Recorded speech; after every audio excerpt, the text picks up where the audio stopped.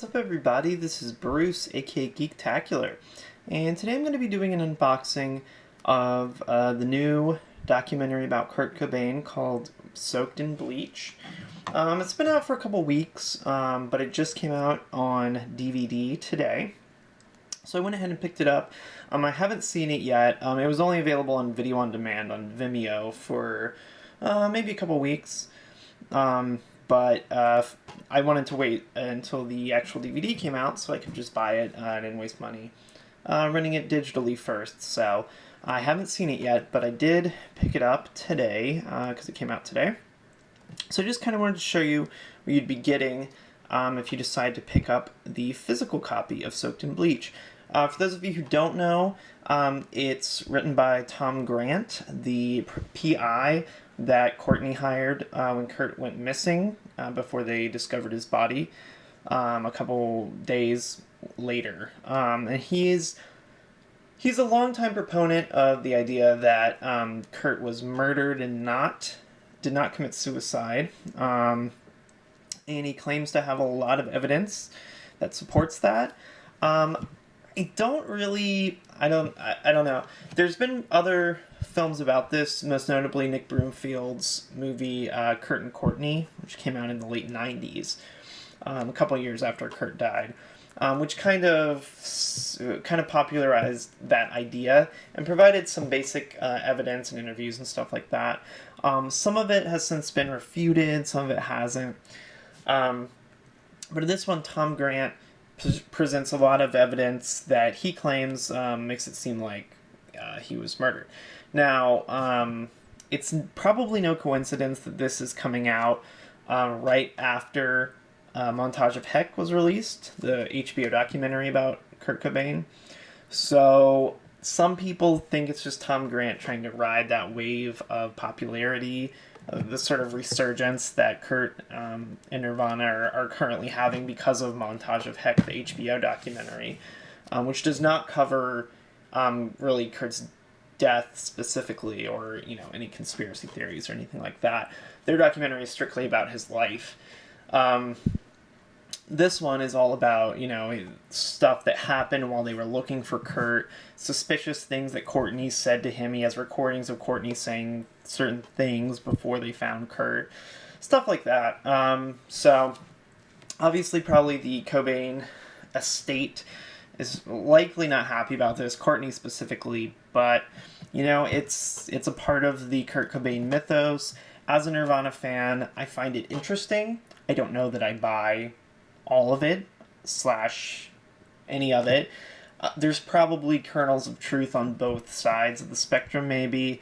I honestly don't know. I highly doubt it'll ever get resolved. But this is sort of one viewpoint of the situation. So let me go ahead and open this. It kind of comes in this weird... it kind of looks like a Blu-ray case almost, except instead of being blue, it's clear. And it has sort of like a squared off edge right here, instead of a rounded one like on a Blu-ray case. So it's similarly sized, but it's not blue. And obviously it doesn't have a logo up here or anything. So I'll go ahead and show you the cover here.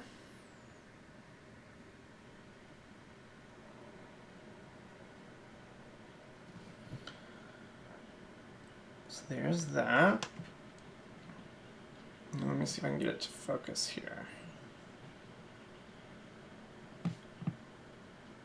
Does not seem to want to focus today. Anyway, it's got a little image of Kurt's face, basically the same image right there.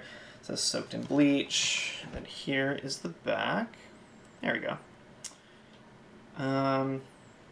So this is the info there. You can pause and read that if you'd like. It's put out by MVD Visual. It's 89 minutes, 16 by 9, region 1, and there's the MVD serial number right there. So let's go ahead and look in here. So inside of here are some of the principal people from the film. Let me see if I can get it to focus here.